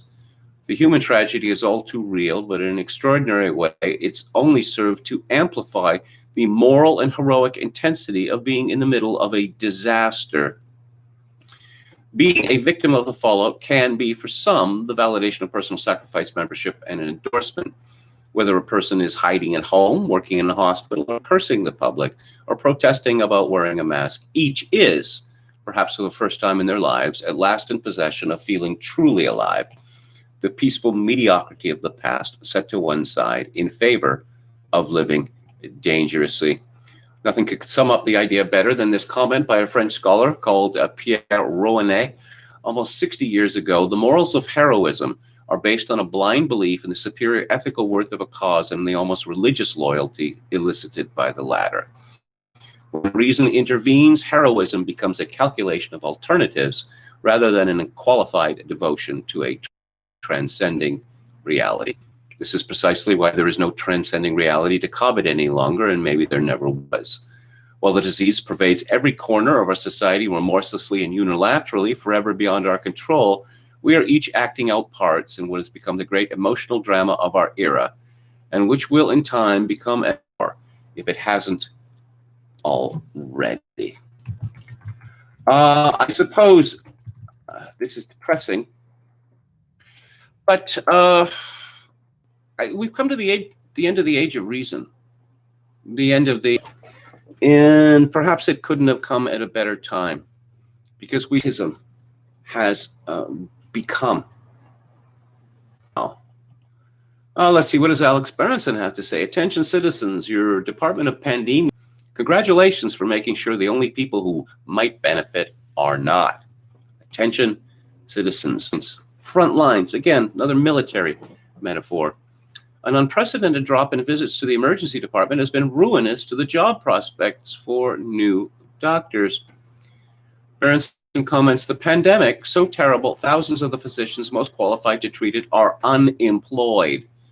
The fact of the matter is that employers just aren't hiring. Sorry, this one is mind-blowing, even to me. Gotta go, Wayne's World here. Sphincter says, what? Attention, citizens, your Department of Pandemia announces Thing 2.0. Our scientists say it spreads 10% faster than the original time to freak you out for the vaccine. Attention, citizens. He has a comment on Lynn Wood. If I were Lynn Wood, I'd be saying Lynn Wood is a false flag operator because his allegations are so nuts. They must be meant to distract us from the truth. But sadly, he's just 10 pounds of crazy in a 5-pound bag. Social media can be a pressure chamber. Sometimes folks crack. And let's look at before I move away from this topic. Tricky Who says people have offed themselves in droves no matter what the mainstream media didn't say. Hikmah Warrior, suffering is inevitable, but to suffer over lies is probably the worst. All for nothing, too true. Adam says we don't have freedom of speech in any meaningful sense. If we add more emotion to our message, it will still be banned and suppressed. And Hikmah Warrior says righteous anger will be treated as a taserable offense. Palpcazo 88 asks, how much does female empowerment have to do with the end of the age of reason? A lot, I would say. A lot. Because there are exceptions, of course, but women are moved by feelings far more than by data as compared to men. Say, this is the dawning of the age of feels. Well, the age of feels had been, I just find it so sickening. Front lines and, all the martial metaphors. Protect the NHS. What, again? These people are paid, and often well paid, to protect people. It is not our job to protect people who are willingly chosen to work in hospitals. Chat is hurting without a Gamion. Okay. This shows that the MSN hasn't lost all credibility. Most people still believe what they spew out to some degree. Hikmah Warrior is chicken rustico lasagna, fried plantains, and red, orange, white wine sangria for dinner. Sounds delicious. European fake injury Olympics will never be stopped. No. Too unifying, I guess. Tricky Who's is homeless people are getting closer to outnumbering the homely already have more sense. Well, I don't know. It's, as I've said before, like right on the other side of this wall is a mountain of homeless people. It's just the sirens never stop. The police are there constantly. People screaming obscenities at security guards or simply into the void. It's, yeah, well, I guess, if you're going to reward this kind of behavior with Gibbs, then you're going to get more of it. And people come from all over Canada to enjoy the treatment of homeless people. Yeah, okay, yeah, this is a funny story. From the New York Post, Emily Jacobs, Representative Emmanuel Cleaver closes Congress opening prayer with amen and a woman. A House Democrat tasked with leading the body in an opening prayer for the new Congress has gendered the word amen. To close a prayer he delivered from the House chamber Sunday to mark the swearing in of the 117th Congress, Representative Emmanuel Cleaver, a Democrat of Missouri, yes, Kansas. Yeah, he was mayor of Kansas City. An ordained minister altered the traditional amen to say amen and a woman. May the Lord lift up the light of his countenance upon us and give us peace, Cleaver said during his 2-minute invocation. Peace in our families, peace across this land, and dare I ask, O Lord, peace even in this chamber. We ask it in the name of the monotheistic God Brahma, and God known by many names, by many different faiths, amen and a woman. While Cleaver may have been trying to be inclusive to women, amen is not a gendered word. The word translates from Hebrew to mean so be it. lawmaker did not seem fazed by internet reaction to his "a woman" remark, all hold so dearly. His decision to gender the word, eliminating specific terms. And I'm thinking about this fellow who was a pastor and a representative. Did he think this was a joke? Did he really believe that use of the word amen was somehow insulting to women? Or is he just really stupid? Okay. Let's see. Brianna Morello says, how dumb are these people? They think amen is a gendered word. Even comedian Larry the Cable Guy weighed in on the absurdity. Congress today did prayer and finished it with amen and a woman to be gender equal. Are they really that dumb? Amen is Latin/Hebrew for truly or so be it. It has nothing to do with gender. These people are complete idiots. Nancy Pelosi was already widely ridiculed on Friday for eliminating gender terms such as father, mother, son, and daughter in the congressional rules for the 117th Congress. Yes, this is the new spirit of comedy in Washington now that Joe Biden is the president-elect. According to Rule 23, terms such as father, mother, son, daughter, brother, sister, uncle, aunt, first cousin, nephew, niece, husband, wife, father-in-law, mother-in-law, son-in-law, daughter-in-law, brother-in-law, sister-in-law, stepfather, stepmother, stepson, stepdaughter, stepbrother, stepsister, half-brother, half-sister, grandson, or granddaughter will be replaced with parent, child, sibling, parent-sibling, first cousin, sibling's child, spouse, parent-in-law, child-in-law, sibling-in-law, step-parent, stepchild, step-sibling, half-sibling, or grandchild. Because, yes, there's certain words like husband and wife, which cause all decent people to gasp in horror. This is the new regime, or these people believe that they are the new regime. Oh, yeah. Okay. Cosmopolitan cover promotes plus-size women as healthy outfit. She has lots of words written on her arms. I would reckon her to be somewhere between 75 to 100 pounds overweight. This is healthy, the cover screams. This is the February 21 UK Cosmopolitan magazine, which features plus-size models in an article that argues that wellness does not mean one size fits all. Healthy can be a loaded word. We asked these women to open up about their personal journeys to reclaim healthy as their own, explained Cosmopolitan, which goes on to share the stories of 11 women who prove wellness isn't one size fits all, some of whom are plus-size models. One cover featured influencer Callie Thorpe, who says that she adheres to the body neutrality movement, a movement that doesn't focus on one's own appearance. For a woman who doesn't seem to focus on one's own appearance, she seems to spend a lot of time thinking about it. It's always amused me when I hear that someone is accused of looking at someone as a sexual object. Well, we are objects. We have bodies. We're not just spirits. We are corporeal. And yes, and this picture, I don't know whether this is the aforementioned Callie Thorpe, but I would reckon that Callie Thorpe is somewhere between, let's say around 60 to 70 pounds overweight. Plus-size people often feel that they can't be part of the wellness space. We are trolled for being fat. They can feel excluded from exercise because our bodies don't fit the narrative, said Thorpe, who has amassed more than 250,000 followers on her Instagram account. Cosmopolitan also featured yoga teacher Jessamine Stanley, who says that yoga has absolutely nothing to do with what you look like.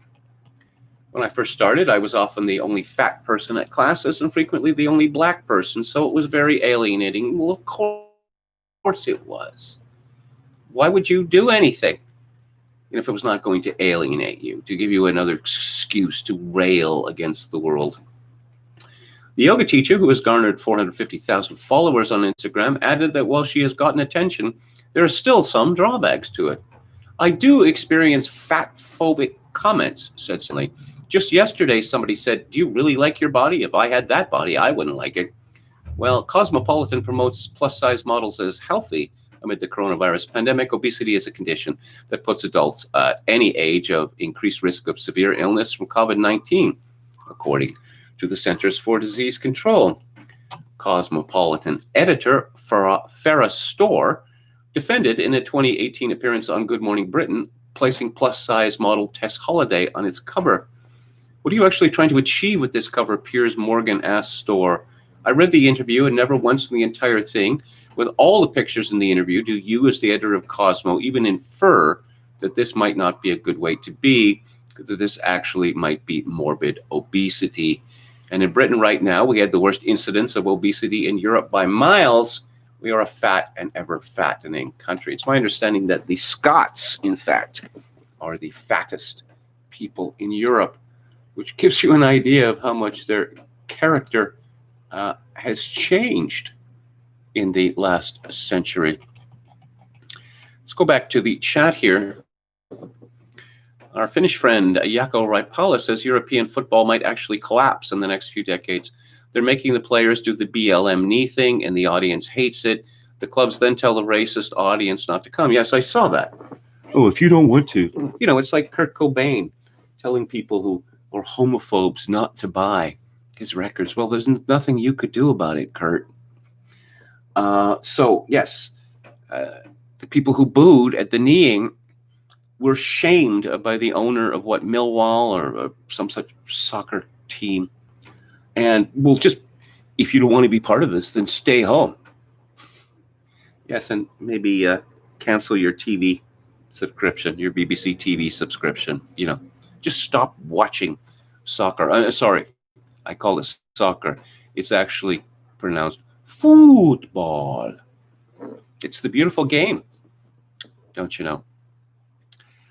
Choco King 666 says, Jaakko, that won't play in Italy and some other countries because the ultra caps will adult or assault the owners and manage capos. Okay, I get it. Actually, we are substances, says Matt Beck.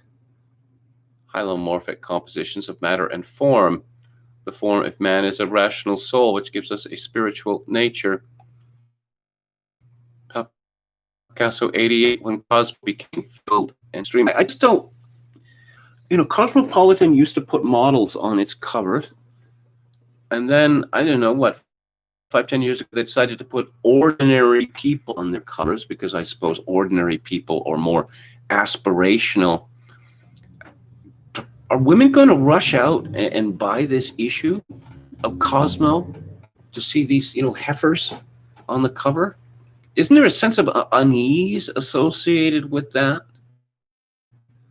That maybe women who had, you know, once been fat, lost weight, or people worried that they might get fat themselves, especially in these days of enforced idleness with COVID-19. Do you really want the cover of your magazine, which is essentially a fashion magazine, to exude what? Menace, darkness? You know, how well each cover goes. And I'm curious to see the results of this. And as we head into the home stretch, I was delighted to see an article at unheard.com. Whose Great Reset is it anyway? And it certainly starts with a bang by Gavin Haynes. In the past couple of years, the idea of the bug man has become common currency among those who spend way too much time in the wrong parts of the internet. Put simply, bug man is a slang for a default normie consumer who imbibes uncritically the great narratives of today's power structures, the kind of mistakes the base bit hedonism, Deliveroo, Marvel franchises, and Blue Apron. The bug man probably thought The Last Jedi was pretty cool for its feminist messages. It is an article of faith for him that Beyonce is a queen who slays. Etymology and entomology refers to how he lives in a kind of honeycomb of similarly indistinct humans, a block of flats, say, probably in a major metropolis. Bugs, a global citizen primed for the coming age of deep ecology proposed by Extinction Rebellion and Greta, in which cows are banned and protein is dispensed from reconstituted insect matter with far lower carbon footprints. Flight credits from the National Carbon Register, responsibility in limiting its housing to the necessary few square meters of dormitory space. After all, the Bugman is instinctively a globalist, deep trustful of international institutions and their high-level plans for his future. Which brings us neatly to an international institution and its high-level plan for our future. It takes us into the heart of a conspiracy that isn't, but a tendency that most certainly is. It is in the spaces between the non-existent conspiracy and the thriving tendency that a new war to control meaning is now raging. In June of this year, the World Economic Forum hosted a video seminar called The Great Reset to promote a book, also called The Great Reset. That NGO tan that comes from endlessly staring at discussion documents about third world poverty from a luxurious alpine apartment, sharing their thoughts about sustainability, green jobs, and the global south. Their Great Reset, as unveiled in this seminar, proposes a generational shifting of the track lines of our economic development. It calls for decarbonizing with the help of massive government stimulus. It wants an internationalist approach. The stronger thesis of the Great Reset was best stated by the former Vatican ambassador to the United States, Archbishop Carlo Gano, who in November this year wrote an open letter to President Trump. Mr. President, I imagine that you're already aware that in some countries the Great Reset will be activated between the end of this year and the first trimester of 2021. For this purpose, further lockdowns are planned, which will be officially justified by a supposed second and third wave of the pandemic. You are well aware of the means that have been deployed to sow panic and legitimize draconian limitations on individual liberties, artfully provoking a worldwide economic crisis. In the intentions of its architects, this crisis will serve to make the recourse of nations to the Great Reset irreversible, thereby giving the final blow to a world whose existence and very memory they want to completely cancel. This is the Great Reset as it now exists within the conspiracy world, the premise that life as we knew it is being flattened so as to be reforged into the Bugman's paradise, with special emphasis on COVID-19 being essentially fake, or at least wildly overstated. Clearly, these two Great Resets, the lame version and the conspiracy version, are very different propositions. Yet there is also a sense in which they talk to each other, feed off each other. Above all, which provides an excellent straw man for the opposing team to attack. Take the case of Justin Trudeau, who became a viral sensation in Great Reset lame version circles in September, when he used his speech to the UN General Assembly to talk about using COVID to pursue more of the politics he already enjoys. Quote, building back better means getting support for the most vulnerable while maintaining our momentum on reaching the 2030 Agenda for Sustainable Development, unquote. Agenda 2013, often spoken of in the same breath as the Great Reset, is the UN's Sustainable Development Goals, a long list of platitudes about the environment, an inequality of such aching tedium that it makes the Great Reset lame version look like the 120 Days of Sodom. In the moment, Trudeau was saying no more than what the Trudeaus of this world tend to say, but then the beauty of the Great Reset is that it has become a framework for connecting the dots between all the world's Trudeaus and their Mandarin class. These are all the people Steve Bannon used to call the Party of Davos, and in the battle to define what comes after the Jahr Null of COVID, so far it's this Davos crowd and these ideas that are winning every skirmish. For the very online right, it hasn't escaped notice that whether it's voiced by Biden, Trudeau, or Johnson, the building back better always seems to mean pinning the individual under the state in the service of an open-ended, easily redefined common good. Boris Johnson's Great Green Reset is one of the most curious cases in point, a moment where a leader went over the heads of his working class, northern balance of power, to play to a gallery of internationalists. The Prime Minister has bet our future on untested heat pump technology and expensive electric cars. Of course, Klaus Schwab's annual talking shop is hardly the only organization vying to turn the crisis toward their agenda. The problem, it seems, was that they were only supposed to blow the bloody doors off. The title was just too good, too on the nose to be ignored. The Great Reset was accidental oversell, but only in the way that lightning striking the highest conducted point is accidental. By November, when the phrase really took off, societal disquiet was already rumbling, looking for an obvious point of contact with reality. Suddenly, a vague unease had a name. At the same time, both sides also refused to concede that the term has multiple meanings. For the WEF and its allies, any opposition to their policies must therefore come from wackos. This kind of quasi-duality is a standard part of the modern playbook. By 2017, the term alt-right had come to mean both card-carrying neo-Nazi and young people slightly to the right of Douglas Carswell, who own a modem. In debate, the distinction was deliberately elided to deplatform and defame. Even more, the term climate denier performs a similar function. The WE case rests precisely on explaining why we won't end up in a particular future. But tackling the unease fueling the Great Reset's wide spectrum of critics would also mean addressing the sentiment underlying both strands of opposition, that however buttery the buzzwords, human beings are rightly suspicious of those who make abstruse high-level plans for their welfare, especially if they're designed by pointy heads from Davos with no skin in the game, whether they come bearing a thought, a plan, a scheme, or an outright conspiracy. You know, there was an attempt, obviously, to ban discussion of the Great Reset. That this was all, it was all made up, you know, tinfoil hat stuff. But then, of course, as I've read several times, if you go to their website, you find a Danish parliamentarian explaining with evident joy that in 2030 there will be no property and there will be no privacy. Yes, this is what is promised for a mere 9 years from now. No property. Apparently, people aren't even going to own cooking utensils. Now, of course, when I read that, I thought, these people are mad.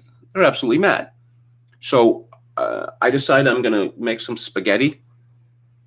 So what? I get delivered by the government the cooking utensils necessary, you know, to cook the pasta, to cook the sauce. And then when I'm done with it, does the government pick them up again, scrubs them, sterilizes them, and then the next time I want to, you know, cook spaghetti, it delivers them to me again? No, obviously. People own cooking utensils for the reason that they're going to be using them again and again. And the idea of a government delivering everything to people, wouldn't that just take up the whole of the GDP right there? I mean, it's obviously mad. But when it's pointed out, I suppose, you know, what did I learn in 2020? I learned that terrorism works. And not just the terrorism of someone like Stalin, a more generalized form of terrorism, that we have to shut everything down or else everybody's going to die. No, but wait. We have the data on who gets this disease and who is at risk from it. Didn't you hear me the first time? Everybody is going to die because of the second wave or third wave or the mutant version of the virus. Yeah, terror works. Yes, a final story here from Breitbart. Simon Kent. Some UK viewers who caught the BBC's airing of the classic hit 1970s musical Grease over Christmas were aghast at its content, slamming the John Travolta and Olivia Newton-John starring musical as an affront to their sensibilities. 42 years after its cinema release, the movie was met by damning critiques, for some calling it misogynistic, rapey, and encouraging slut-shaming amongst a host of other put-downs. The film, set in American high school in 1959, was one of the highest-grossing films of the 1970s and had a sequel and hit Broadway and West End show created in its honor. But that didn't stop some taking it to task. Grease is on. It has a really terrible message, doesn't it? Says Zoe Paramore. I can't say that I've ever seen the whole thing. What is the terrible message of Grease? That people are more attracted to good-looking people than non-good-looking people? Is that the terrible message of Grease? Kelly Quilt. Man, just watching Grease, one of my favorite films, and it's so of its time, misogynistic, sexist, and a bit rapey. Samantha Johnson also believes that Grease is actually pretty rapey. some critics, even the simple presence of boy meets girl at high school was too much to bear, calling the entire plot sexist, racist, and homophobic. This is far too sexist. This is Henry White. Far too sexist and overly white. Boo! And should be banned from the screen. It is, after all, nearly 2021. Yeah. So? Elsewhere, one viewer wrote, hey, there's one non-white couple at the dance. One. Yes, this is this complaint, where are the black people at? Well, there are places to this day in the United States where there are not very many black people. I suppose that doesn't really matter. I caught the end of Grease, the movie, and noticed there were no black actors or pupils at the high school, added another, while a third penned, watch Grease on the BBC, surprised they let it go. Full of white people. The film has a PG rating with a warning of frequent mild sex references and mild language. This is not the first time a Hollywood classic has been attacked in the years since its original release. In the UK alone, some 16 films, including Aliens, Breakfast at Tiffany's, Flash Gordon, The Jungle Book, and Lawrence of Arabia, have been given trigger warnings for their outdated attitudes by Comcast-owned Sky. 2019's Aladdin, the live-action version starring Will Smith. Trigger warning, Comcast-owned Sky says Aladdin 2019 has outdated attitudes, may cause offense today. How? Black men have magic powers? I'm really not getting it there. John Lukács, the historian, used to talk about a lack of historical consciousness that he believed was plaguing the West. It's gotten a lot worse than that. It's not so much a lack of historical consciousness. It is a hatred of everything that is not of the moment, that somehow stands outside the zeitgeist, except perhaps, when we can recast medieval European princesses and the like as, well, black. Because, didn't you see in this picture, this woman looks like she's black? No, she doesn't. She has rosy cheeks. Doesn't look black at all. Yes, she has a big nose.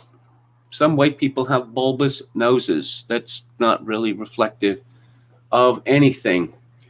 Obviously Greece is, it's tremendously idealistic. It's, pushing a vision of the 1950s as a better world than our own in many ways, much like the show Happy Days, which is really sort of an unofficial spin-off from that.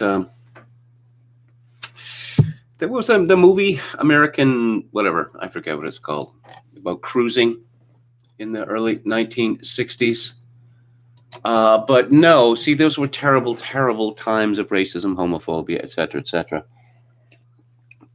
I'm reminded that the Yorkshire novelist John Brain, that he, like other right-wingers in the 1960s, they began singing the praises of the United States because it was so much freer than Britain, and people were so much better off. John Brain was being interviewed, I think, on the BBC, and the interviewer suggested to John Brain that perhaps that he would have a different opinion of America if he were black. And Brain responded, "But I'm not black, am I, you daft bugger?" Which I thought was pretty funny. American Graffiti, of course. Yes, people were so retrograde 2 years ago. This is all moving so fast. As the U.S. Congress has decided, apparently husband and wife, or the use of those words, hate speech. Ricardo Williams, can you believe Luke Ford unfollowed Kevin on Twitter the other day? And can you believe Kevin noticed? Well, you see, I have this problem where, hundreds of new people follow me on Twitter every month, but the number of my followers never rises because of the number of people who unfollow me, many of whom, I very strong, this has been confirmed that these people did not unfollow me themselves, that it was decided for them that I was being unfollowed.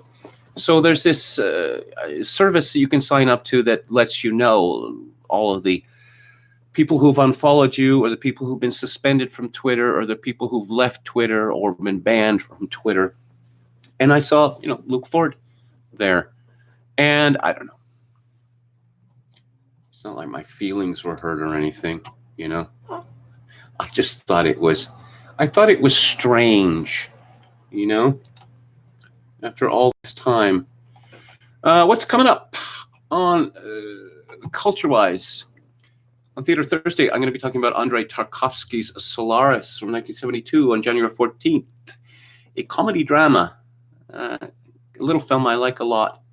Set in Portland. It's called Zero Effect by Jake Kasdan, 1998. January 21st, a film set in, wait for it, Canterbury. It's called Canterbury Tale, and it is a production of Michael Powell and Emmerich Pressburger from 1944.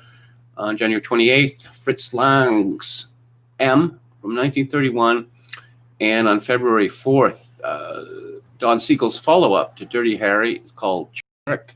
It stars Walter Matthau and Jodan Baker, and it's a thrilling movie. One of the most ingenious caper or heist films that I've ever seen. On the book club this Friday, I'm going to be discussing Hermione Lee's biography of Tom Stoppard. The week after that, collected poetry by Roy Campbell. January 22nd, a book by Jim Bouton about his experiences in baseball called Ball 4. On January 29th, Glenn Kenny's book, Made Men, which is about the making of Scorsese's film Goodfellas. And on February the 5th, a book by Nick Kent, the rock critic, collection of his work called Apathy for the Devil. I'll be back on the air tomorrow at 4 p.m. Pacific, 7 p.m. Eastern. If you like the show or any part of it, I'd appreciate it if you click on the like button and subscribe to my YouTube channel if you have not done so already. If you would like to make a donation to this show, greatly appreciated, especially at this time.